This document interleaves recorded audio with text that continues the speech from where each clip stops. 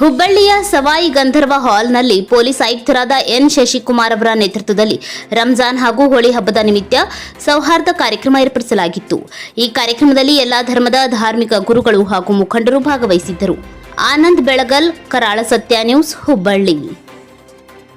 ಹುಬ್ಬಳ್ಳಿಯಲ್ಲಿ ಏನು ಹೋಳಿ ಹಬ್ಬದ ಆಚರಣೆ ನಡೀತಾ ಇದೆ, ರಂಗಪಂಚಮಿ ಆಚರಣೆ ನಡೀತಾ ಇದೆ. ಅದರ ಹಿನ್ನೆಲೆಯಲ್ಲಿ ಹುಬ್ಬಳ್ಳಿಯಲ್ಲಿ ಒಂದು ಶಾಂತಿ ಸಭೆಯನ್ನ ಮಾಡಲಾಗಿತ್ತು. ಇದರಲ್ಲಿ ಎಲ್ಲಾ ಧರ್ಮದ ಮತ್ತು ಎಲ್ಲ ಜಾತಿಯ ಮುಖಂಡರು ಯಾರಿದ್ದಾರೆ ಅವ್ರನ್ನ ಕರೆಸಲಾಗಿತ್ತು ಮತ್ತು ಯಾರ್ಯಾರು ಈ ಶಾಂತಿಯುತ ಆಚರಣೆಯಲ್ಲಿ ಪಾಲ್ಗೊಳ್ಳಲಿದ್ದಾರೆ ಮತ್ತೆ ಭಾಗವಹಿಸಲಿದ್ದಾರೆ, ಜವಾಬ್ದಾರಿ ತಗೊಂಡಿದ್ದಾರೆ, ಅವರೆಲ್ಲರನ್ನು ಕರೆಸ್ಬಿಟ್ಟು ಒಂದು ಶಾಂತಿ ಸಭೆಯನ್ನ ಮತ್ತು ಸಮಾಲೋಚನಾ ಸಭೆಯನ್ನ ಮಾಡಲಾಯಿತು.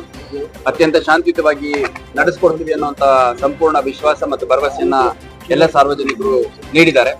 ಸುಮಾರು 480ಕ್ಕೂ ಹೆಚ್ಚು ಪ್ರತ್ಯೇಕ ಸ್ಥಳಗಳಲ್ಲಿ ಹುಬ್ಬಳ್ಳಿ ಮತ್ತು ಧಾರವಾಡದಲ್ಲಿ ಕಾಮನ ಪ್ರತಿಷ್ಠಾಪನೆ ಆಗುತ್ತೆ ಮತ್ತು ನಂತರ ದಹನ, ಆಮೇಲೆ ಹೋಳಿ ಹಬ್ಬದ ಆಚರಣೆ ಆಗುತ್ತೆ.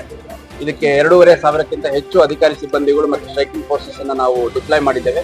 ಅತ್ಯಂತ ಶಾಂತಿಯುತವಾಗಿ ಈ ಒಂದು ಹೋಳಿ ಹಬ್ಬದ ಆಚರಣೆ ಮತ್ತು ಅದರ ಜೊತೆಗೆ ನಡೀತಿರುವಂತಹ ರಂಜಾನ್ ಹಬ್ಬದ ಆಚರಣೆ ಆಗುತ್ತೆ ಅಂತ ಸಂಪೂರ್ಣ ವಿಶ್ವಾಸವನ್ನು ನಾನು ಈ ಸಂದರ್ಭದಲ್ಲಿ ವ್ಯಕ್ತಪಡಿಸಲು ಇಷ್ಟಪಡ್ತೀನಿ. ಸರ್, ಮುಗಿದ್ರಿ ಅದನ್ನ ಸೆಗ್ಮೆಂಟ್ ಮಾಡೋಣ ಸರ್. ಒಂದ್ ಸ್ವಲ್ಪ ಕಡೆ